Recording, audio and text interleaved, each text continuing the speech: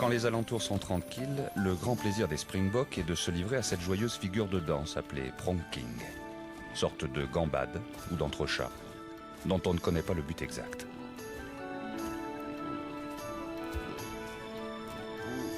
Peut-être s'agit-il d'un étalage de vigueur ou d'agilité, destiné à décourager les prédateurs éventuels, ou encore d'une sorte d'entraînement pour se préparer aux inévitables et mortels face-à-face.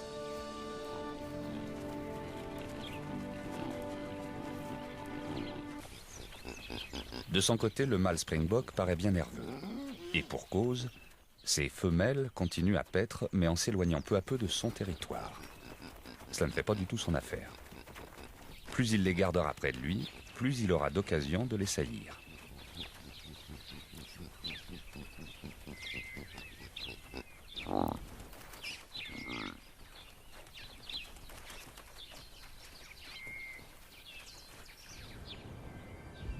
La famille guépard au grand complet est sur le sentier de la chasse. Mais à terrain découvert, les antilopes sont bien difficiles à surprendre.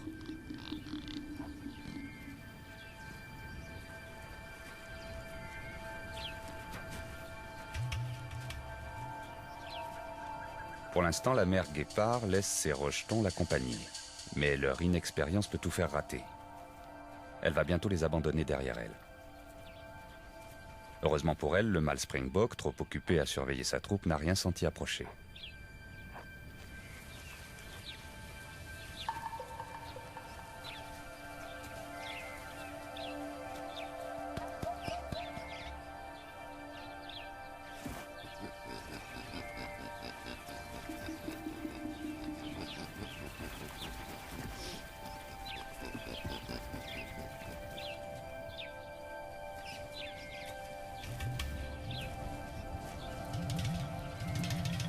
Les trois jeunes meurent d'envie de se joindre à la chasse, mais ils ont appris à obéir.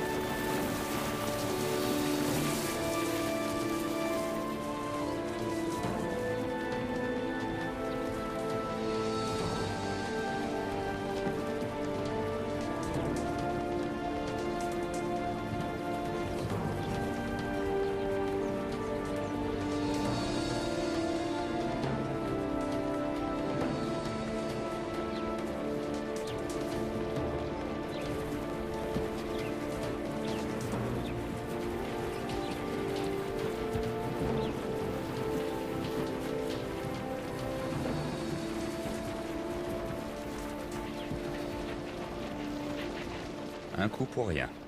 Et ce ne sera pas le dernier.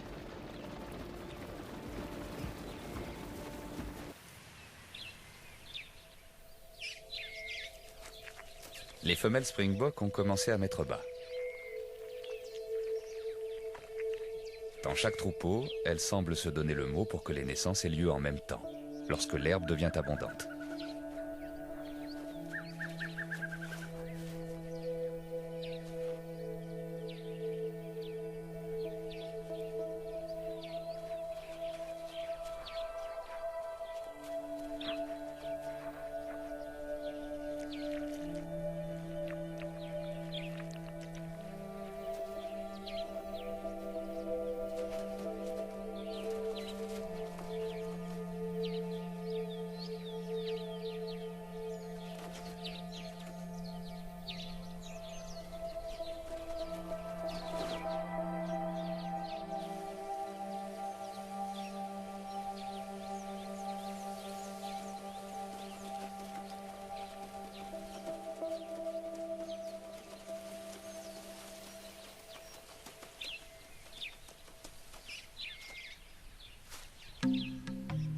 Les générations se succèdent, mais l'histoire est toujours la même.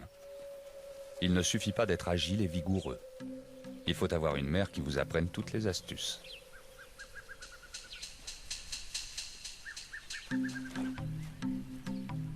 En effet, c'est un véritable enseignement que la femelle guépard donne à ses petits. Comment se faufiler à travers les buissons, comment se rendre silencieux et pratiquement invisible.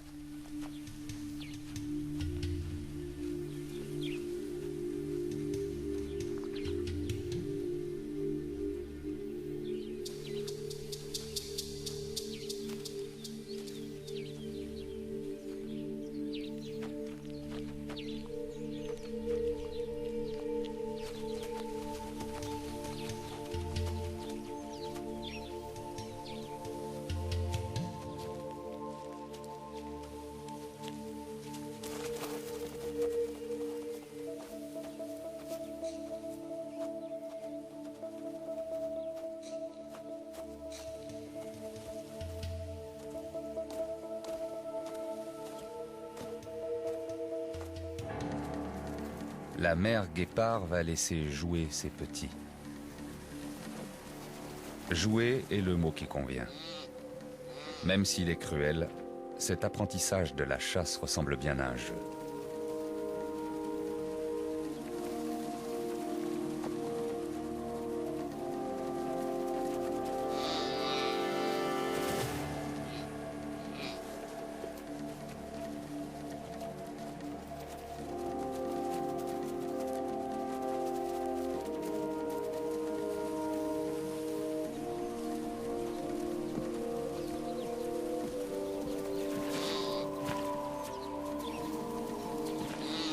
La mère n'interviendra que pour la mise à mort.